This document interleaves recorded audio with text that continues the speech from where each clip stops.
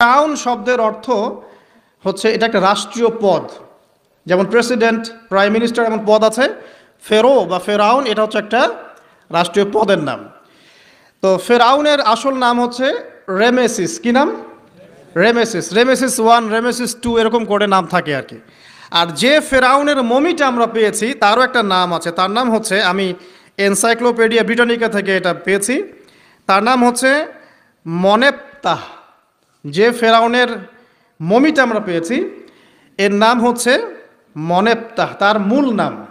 তাকে রেমেসিস বলা হতো, আর তার টাইটেল হচ্ছে ফেরো বা ফেরাউন। ঠিক আছে। এখন এই ফেরাউনদের সময় ইউসুফ আলী ইসলামের রেখে যাওয়া সেই যে বনু ইসরাইল, এরা আর উন্নত জীবনযাপন করতে পারলো না। তারা দাসত্বের শৃঙ্খলা আবদ্ধ হলো, তাদের উপর জুলুম নির্যাতন শুরু হতে লাগলো।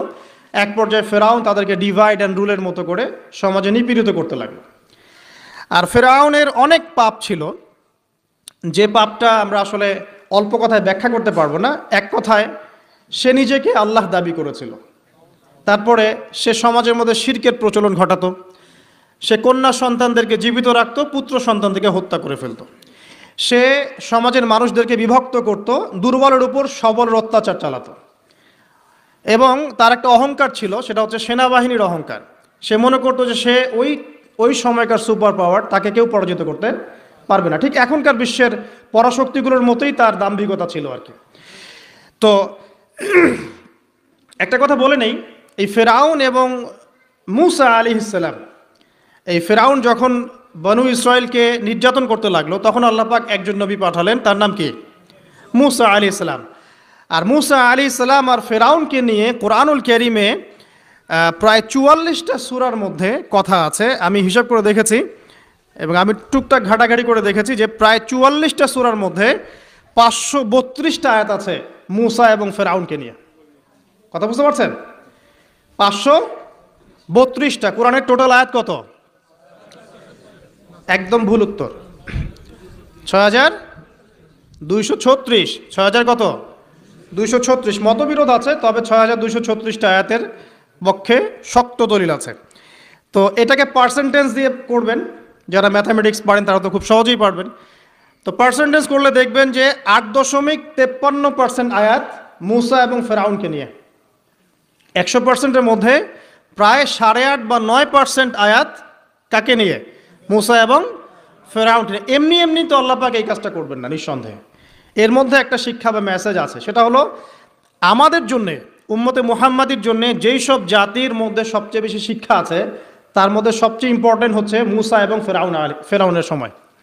মূসা এবং ফেরাউন, এই ঘটনার মধ্যে যে শিক্ষাগুলো আছে, এটা আমাদের জন্য সবচেয়ে বেশি ইম্পর্টেন্ট। এই জন্য এত বেশি আয়াত নাজিল করা হয়েছে। কোরআনের যে কোনো সূরা খুলবেন দেখবেন মূসা আর ফেরাউন, মূসা আর ফেরাউন। কী কারণ? এমনি এমনি নিঃসন্দেহে শেষ জামানে আমরা যারা বাস করব, তাদের জন্য এই ঘটনার মধ্যে বিশাল কিছু শিক্ষা আছে। শিক্ষাগুলো আমরা ইনশাল্লাহ আজকে জানব। তো এখন মূসা আলাইহিস সালাম এই ফেরাউনের যুগে জন্ম লাভ করলেন। তবে ফেরাউনকে জ্যোতিষীরা বলেছিল আগেই যে ওই শাম দেশ থেকে একটা আগুন আসছে যে তোমার সিংহাসনকে পুড়িয়ে ফেলবে। এর ফলশ্রুতিতে ফেরাউন যেটা করলো, সমস্ত পুত্র সন্তান যারা হতো এদেরকে তারা জবাই করে হত্যা করত। তো যখন জনগণ বলল যে কাজটা খুব খারাপ, প্রতিবাদ শুরু হলো, তখন 1 বছর গ্যাপ দেওয়া শুরু করলো। 1 বছর মারবে, আরেক বছর রাখবে, আরেক বছর মারবে, আরেক বছর রাখবে। যেই বছর মারলো না, সেই বছর জন্ম লাভ করলো মূসা আলাইহিস ইসলামের ভাই হারুন আলাইহিস সালাম। ঠিক আছে, উনিও কিন্তু নবী ছিলেন। আচ্ছা, আর যে বছর মারার কথা সেই বছর জন্ম লাভ করলেন মূসা আলাইহিস সালাম। এখন আমি খুব শর্ট করে বলছি, অনেক ডিটেলস বলতে গেলে 3টা বেজে যাবে, আজকে আসরও হতে পারে।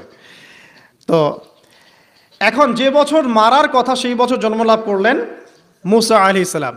এখন মূসা আলাইহিস সালামের মা কিন্তু তখন খুব শঙ্কিত, ফেরাউন তার সন্তানকে হত্যা করবে। আল্লাহ রাব্বুল আলামিন কোরআনের মধ্যে বলেছেন সূরা কাসাসের মধ্যে। কোন সূরা? সূরা কাসাস। আমি 2টা সূরার নাম বলছি, আজকে বাসায় গিয়ে পড়বেন। এই 2টা সূরার মধ্যে সবচেয়ে বেশি হিস্ট্রি আছে মূসা এবং ফেরাউন এই বিষয়টার উপরে। একটা সূরার নাম হচ্ছে সূরা তাহা, এখানে সুন্দর করে ধারাবাহিকভাবে গল্পটা দেওয়া আছে। আর একটা সূরা হচ্ছে সূরা কাসাস। এই 2টা পড়বেন অর্থসহ। তো মুসা আলাইহিস সালামের মায়ের হৃদয়টা খুব শঙ্কিত ছিল যে তার সন্তানকে হত্যা করে ফেলা হবে। আল্লাহ রাব্বুল আলামিন বলছেন যে আমি তার কলবে ইলহাম করলাম। সুবহানাল্লাহ। আল্লাহ পাক তার মায়ের কলবের মধ্যে ইলহাম, মানে কি? ইলহাম হচ্ছে আল্লাহর পক্ষ থেকে প্রত্যাদেশ না, ওহী না, কিন্তু একটা বুঝ বা একটা নূর, একটা তাজাল্লি, একটা বসিরা ঢেলে দেওয়া। এটা কিন্তু নবুয়ত না, একটা কাজের চেতনা বা দৃঢ়তা আল্লাহর পক্ষ থেকে ঢেলে দেয়া।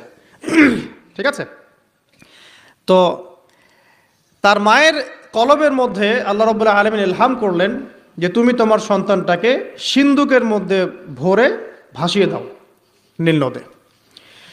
এখন তার মায়ের কলব, তার মায়ের হৃদয় ছটফট করতে লাগলো, কারণ কোনো মাই তো চাইবে না তার সন্তানকে এভাবে ভাসিয়ে দিতে।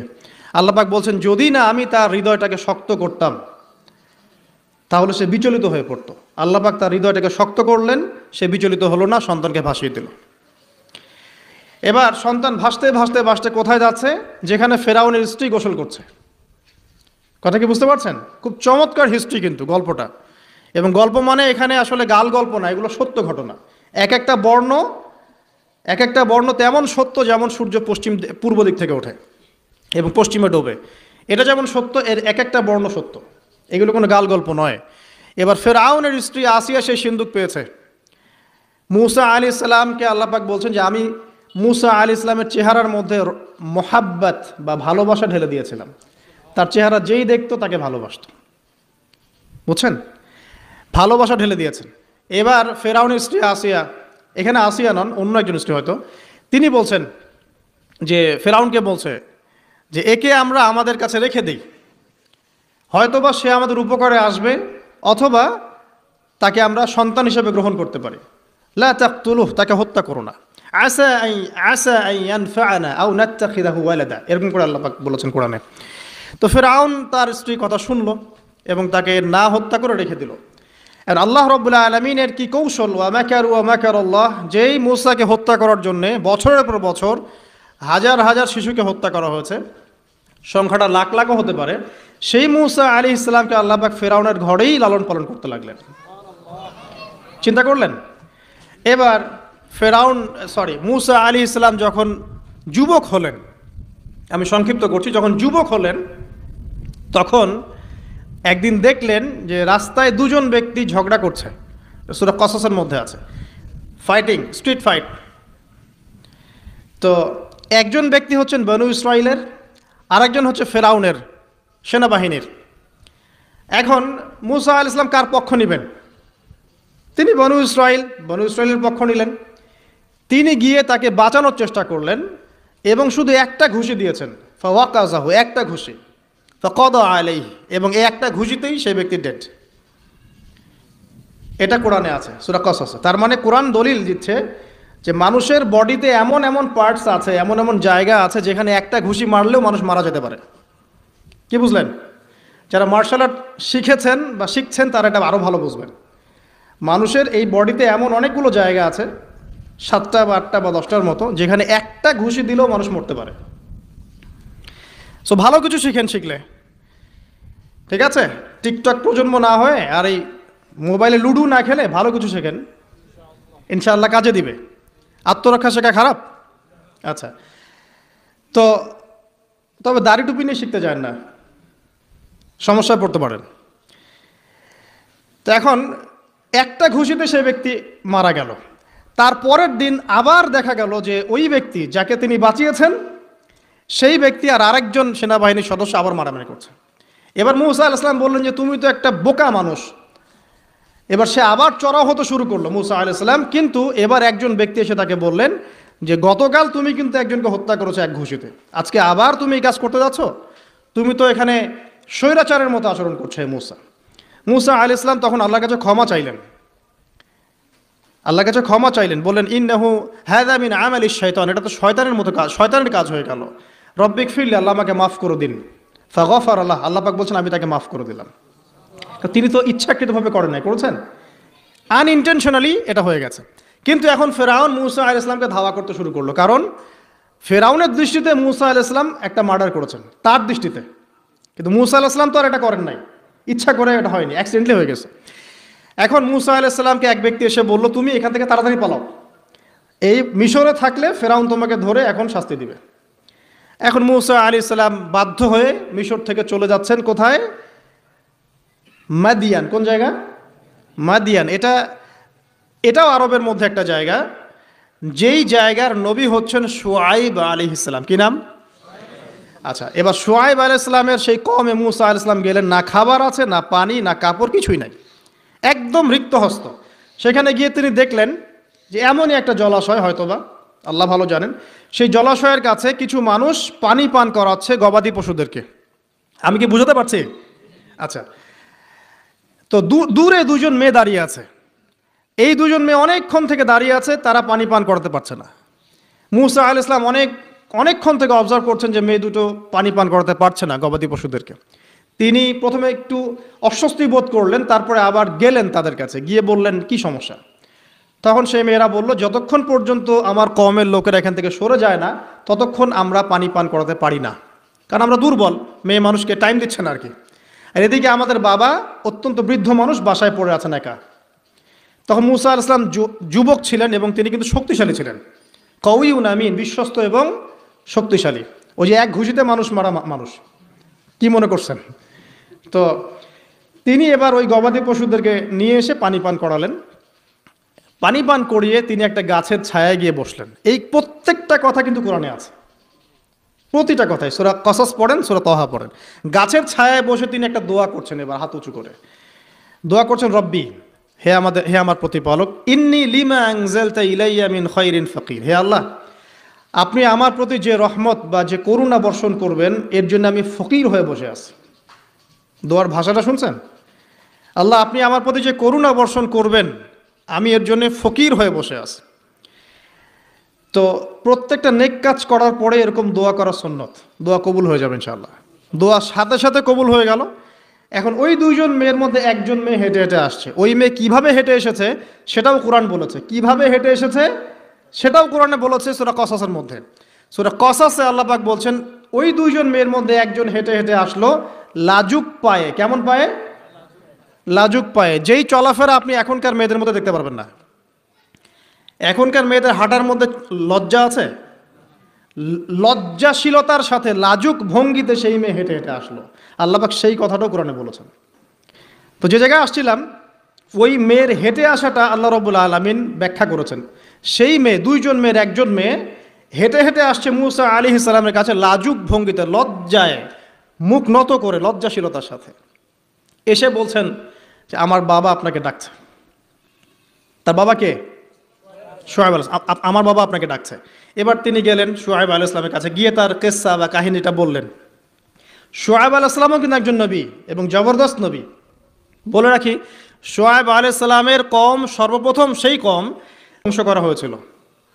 সর্বপ্রথম পৃথিবীতে ভূমিকম্প দিয়ে যে কওমকে ধ্বংস করে দেওয়া হয়েছে সেটা হচ্ছে শুআয়ব আলাইহিস সালামের কওম। আর তিনটা বড় বড় ভূমিকম্প আমাদের সামনে অপেক্ষাও করছে শেষ জামানায়। তিনটা হবেই, একটা পৃথিবীর পশ্চিম দিকে, একটা পৃথিবীর পূর্ব দিকে। আর পূর্ব দিক বলতে কিন্তু আমাদের দিক, Indonesia, Malaysia, Bangladesh, Pakistan, Sri Lanka, India, এই পুরো জায়গা হচ্ছে পূর্ব দিক।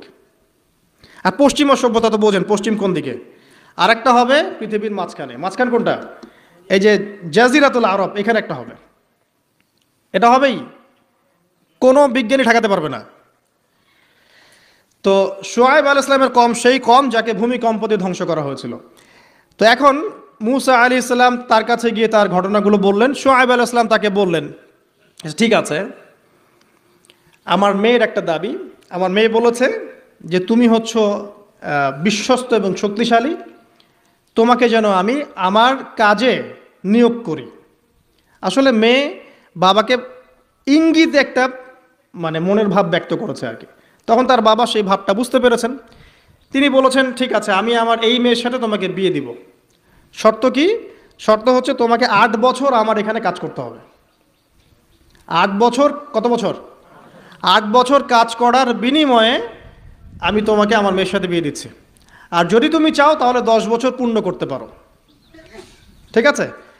তো মুসা আলাইহিস সালাম বলেন, ঠিক আছে, আমাদের মাঝে আল্লাহ পাক সাক্ষী হিসেবে যথেষ্ট।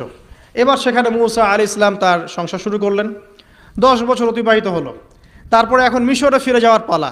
মুসা আলাইহিস সালাম তার স্ত্রীকে নিয়ে কোথায় যাচ্ছেন এখন? মিশর, তার হোম টাউন, ঠিক আছে, মাদারল্যান্ড। কিন্তু যাত্রা পথে তুয়া উপত্যকায় বিভিন্ন কিতাবে এসেছে তার স্ত্রীর প্রসব বেদনা শুরু হয়। তখন তিনি আগুন তালাশ করতে থাকেন।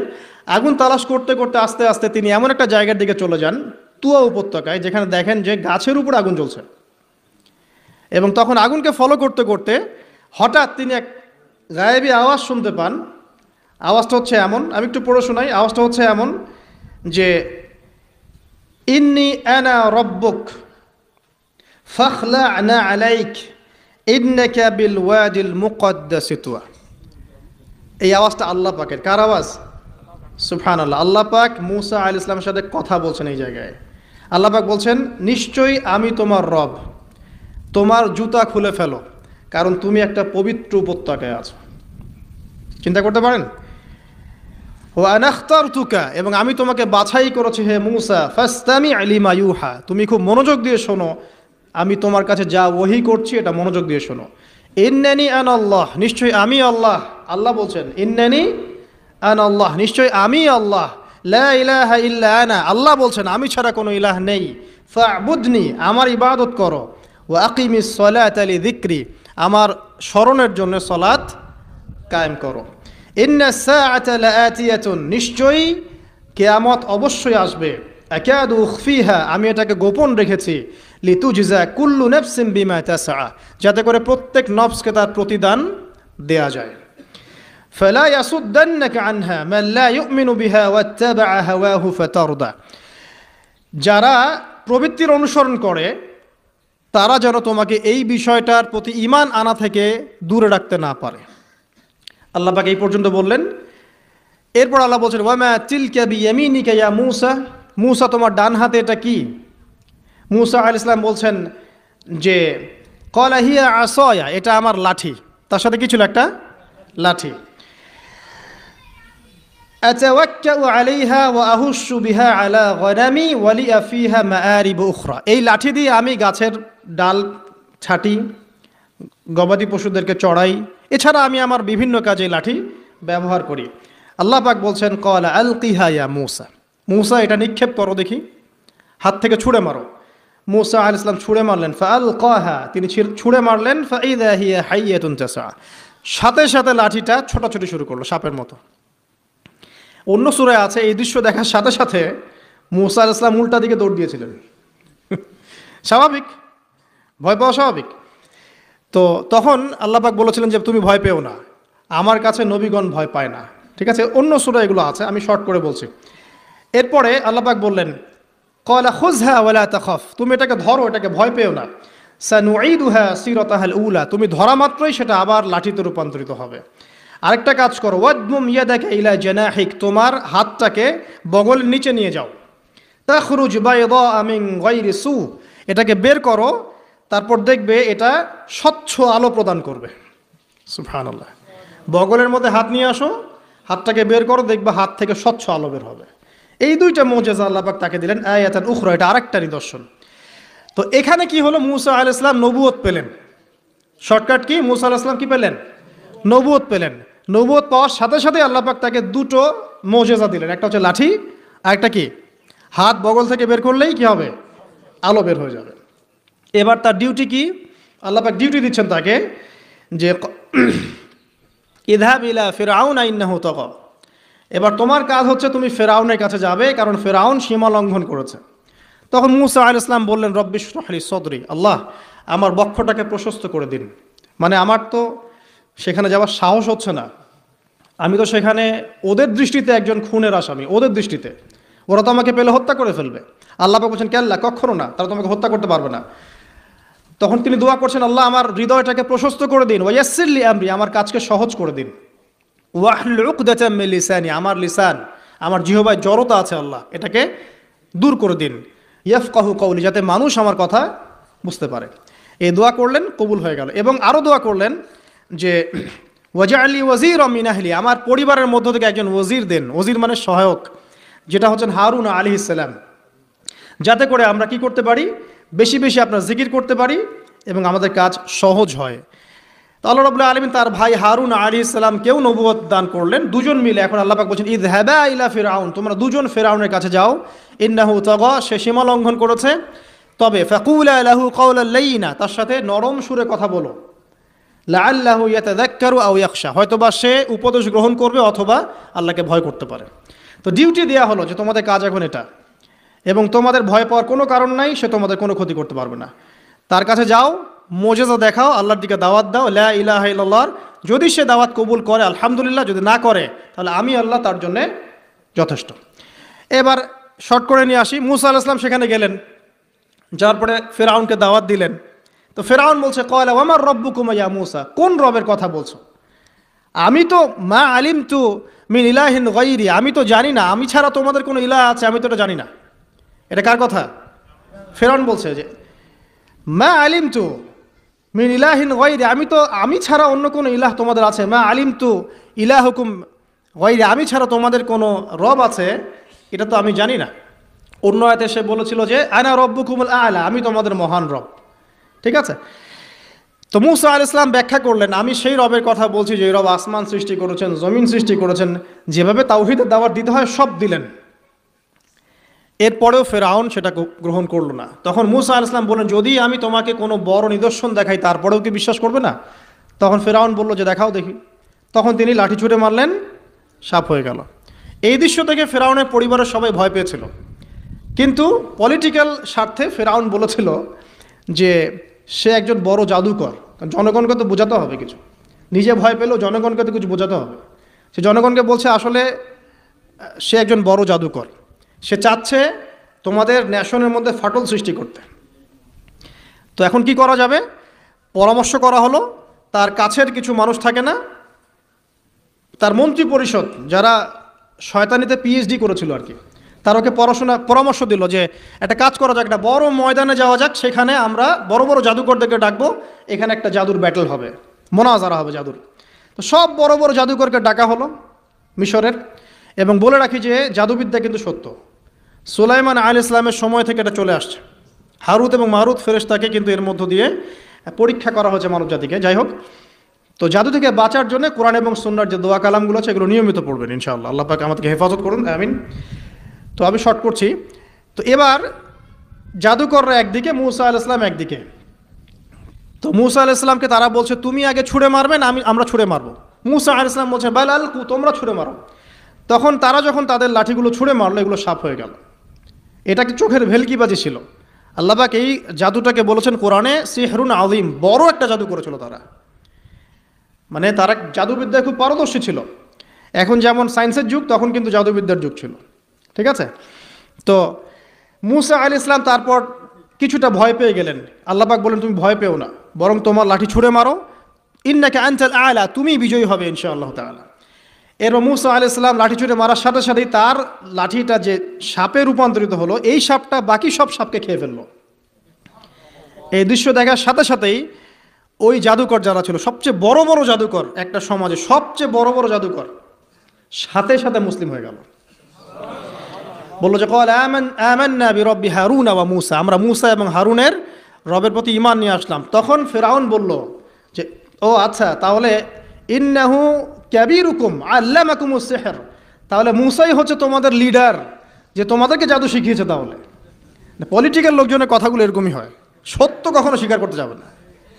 তো যে তাহলে মুসাই মনে হয় তোমাদের চেয়ে বড় জাদুকর, তাহলে তোমাদের শাস্তি দিব এবার আমরা। কি শাস্তি? ওই যে শুলদণ্ড দিয়ে ডান দিকের হাত বাম দিকের পা কেটে ফেললো। চিন্তা করতে পারেন, একদিকের হাত একদিকের পা কেটে শুলদণ্ড দিয়ে ঝুলিয়ে রাখলো। তখন এই জাদুকররা এমন একটা কথা বলেছে যেটা পড়লে আমরা চোখ দিয়ে পানি পড়ে যায়। এই জাদুকররা বলেছিল যে তোমার যা ইচ্ছা তুমি তা করো, ফাকদি মা আনতা ক, তোমার যা মনে চায় তাই করো। কথাটা শুনছেন? ফাকদি মা আনতা ক, তোমার যা মনে চায় তাই করো। কিন্তু আমরা ইন্না আমান্না বিরব্বি হারুন ওয়া মুসা, আমরা মুসা এবং হারুনের রবের প্রতি ঈমান এনেছি। আশা করা যায় যে আমরা এই ঈমান আনার ফলে সারা জীবন জাদুবিদ্যা চর্চা করে যে পাপ করেছি, আল্লাহ পাক সব পাপ মাফ করে দিবেন ইনশাআল্লাহ। দেখেন, একটা সেজদা না করেও তারা জান্নাতে চলে গেল। দেখলেন, তারা কিন্তু নামাজ পড়তে পারে নাই, সুযোগ হয়নি। রোজা রাখতে পারেনি, জাকাত দিতে পারেনি, শুধু খালেস ঈমান যে না আল্লাহকে চিনেছি, আল্লাহ ছাড়া কোনো ইলাহ নাই, আল্লাহ ছাড়া কাউকে পরোয়া করি না, আল্লাহই সব কিছু। তারপরে তাদেরকে ফাঁসি দেওয়া হলো, হাত পা কেটে ফেলা হলো, জান্নাত। এই ঘটনাটা পড়বে তহার মধ্যে আছে। যাই হোক, এখন এভাবে যখন মূসা আলাইহিস সালামকে পরাজিত করতে পারলো না, মূসা আলাইহিস সালাম তাদেরকে সময় দিলেন, তওবা করে ফিরে আসো, আল্লাহ পাক মাফ করে দিবেন। কিন্তু ফেরাউন এবং তার দলবল এগুলো সহ্য করলো না, বরং ফেরাউন টিটকারি করছিল, এই হামান তুমি আছো? হামান বলছে হ্যাঁ আছি, আমার জন্য একটা বড় প্রাসাদ নির্মাণ করো, ইট পোড়াও, আমার জন্য উঁচু প্রাসাদ তৈরি করো, যাতে আমি উকি মেরে দেখতে পারি মূসার রব কোথায় আছে। কথা বুঝতে পারছেন?